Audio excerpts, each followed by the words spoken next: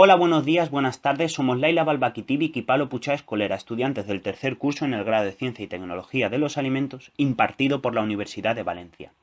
Trataremos el proceso de fabricación industrial de sardinas en lata. El índice de contenido recoge el diagrama de flujo del proceso, la selección de una etapa en la cual pueden darse defectos que produzcan el detrimento de la calidad del producto acabado, un diagrama causa-efecto en forma de espina de pescado de Ishikawa mediante el que conocemos las causas que aportan problemas al proceso, un indicador para comprobar la eficiencia de la etapa y su correcta consecución y un plan de monitorización basado en las 5 W. El proceso se inicia con la recepción de las sardinas en tolvas amortiguadoras y son refrigeradas para evitar la contaminación microbiana y el deterioro de la materia prima. Posteriormente son transportadas en cintas para ser clasificadas en función del tamaño y de forma consecutiva se realiza el descamado. Una vez realizada la adecuación de la materia prima se disponen adecuadamente en bandejas para su limpieza, de nuevo se transportan para su envasado manual. El siguiente paso es el pesado de las latas y volteado seguido de un nuevo transporte hasta la cocción de las latas. Vuelven a voltearse y son enviadas a la zona de llenado con líquido de cobertura. Posteriormente se tapan y se sellan, son lavadas con agua recircularizada previamente tratada y se esterilizan. El último paso es el etiquetado por litografía o materiales plásticos. La etapa seleccionada para el control de defectos en el producto ha sido el descamado.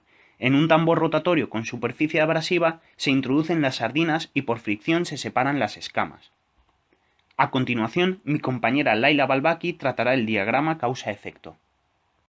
Bien, pues hemos realizado un diagrama causa-efecto de la etapa de descamado donde se identifican los problemas relacionados con un descamado defectuoso.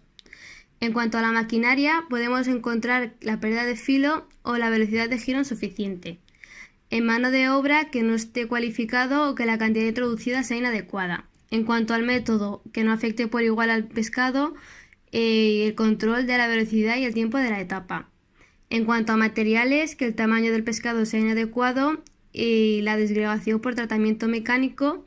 En cuanto al medio ambiente, el tratamiento de residuos y cumplir las 3D.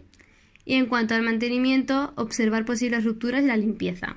Todas estas causas podrían dar como efecto un descamado defectuoso.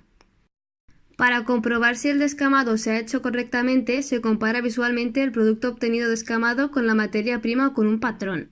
Las diferencias entre ambos son fácilmente identificables. El indicador clave sería el tiempo que pasa en el tambor y la velocidad de giro.